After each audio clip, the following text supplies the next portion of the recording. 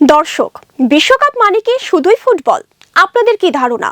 না, আমার মন কিন্তু এমন কিছু অভিব্যক্ত করছে না, বরং দি গ্রেটেস্ট শো অন আর্থের পেছনে লুকিয়ে আছে হাজারো বছরের গল্প। কিছুটা সত্য, কিছুটা চিরন্তন সত্য, আবার কিছুটা কারোর কারোর মনে কল্পিত বা সাজানো। তবে 2026 বিশ্বকাপে সবচেয়ে বেশি রহস্য ও গল্প জড়িয়ে আছে পর্তুগাল নামের এই দলটিকে ঘিরে। সোশ্যাল মিডিয়ায় ছড়িয়ে পড়েছে এক অদ্ভুত তথ্য। নেটিজেনদের অনেকেই বলছেন ফিফা নাকি ক্রিস্টিয়ানো রোনালদোর শেষ বিশ্বকাপকে রূপকথার সমাপ্তি দিতে চাইছে। তাই নাকি পর্তুগালের জন্য মঞ্চ সাজানো হচ্ছে, স্ক্রিপ্টও লেখা হচ্ছে। এমনকি একটি ভুয়া ফাঁস হওয়া তালিকা নিয়েও আলোচনা চলছে, যেখানে দাবি করা হচ্ছে ভবিষ্যৎ বিশ্বকাপ চ্যাম্পিয়নদের নাম আগেই নির্ধারিত হয়ে গেছে। যদিও এ দাবির পক্ষে কোনো বিশ্বাসযোগ্য প্রমাণ পাওয়া যায়নি এবং সেটিকে ভাইরাল ইস্যু হিসেবেই দেখা যাচ্ছে। কিন্তু প্রশ্ন হলো, মানুষ এটা ভাবছেই বা কেন?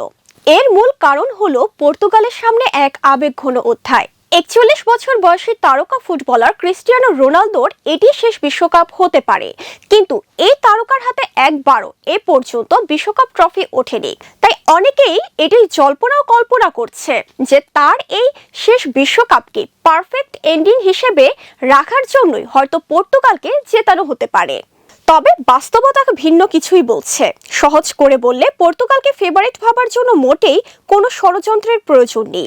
এবারের পর্তুগিজ দলটি এমনিতেই দুর্দান্ত মিডফিল্ড অভিজ্ঞতা এবং গভীরতায় গড়া হয়েছে। বিভিন্ন বিশ্লেষণ ও সুপার কম্পিউটার পূর্বাভাসেও পর্তুগালকে শীর্ষ দাবিদারদের মধ্যে রাখা হয়েছে। যদিও 1 নম্বর ফেভারিট নয় তারা, সব মিলিয়ে এই দাবি একেবারে অবান্তর ও অবাস্তব। অন্যদিকে আজকের গ্রুপ পর্বের একটি বড় ম্যাচ অনুষ্ঠিত হতে যাচ্ছে, যেখানে মুখোমুখি হবে ইংল্যান্ড ও ক্রোয়েশিয়া। গ্রুপ অফ 32 এর দৌড়ে এই ম্যাচটি হবে বেশ তাৎপর্যপূর্ণ। তাহলে চলুন এবার জেনে নেই ইংল্যান্ড ও ক্রোয়েশিয়ার সম্ভাবনা কেমন। ইংল্যান্ডের সম্ভাবনা কেমন?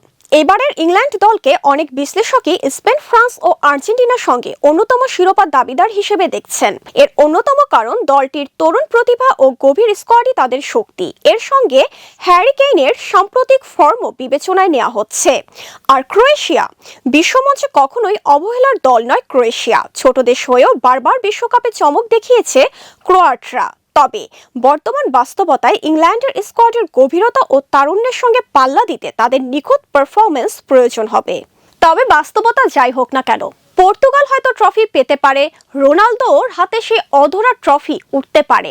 আবার হয়তো ইংল্যান্ড, ফ্রান্স, স্পেনের মতো কোনো শক্তিধর দল ট্রফিকে ছিনিয়ে নিতে পারে। তবে দিন শেষে ফুটবলের সৌন্দর্য কিন্তু এখানেই। যতক্ষণ না পর্যন্ত শেষ বাঁশি বাজছে, ততক্ষণ পর্যন্ত প্রতিটি ফুটবল সমর্থক নিজেদের মতো করে গল্প লিখতেই পারে। আর এরই নাম হচ্ছে ফুটবল বিশ্বকাপ।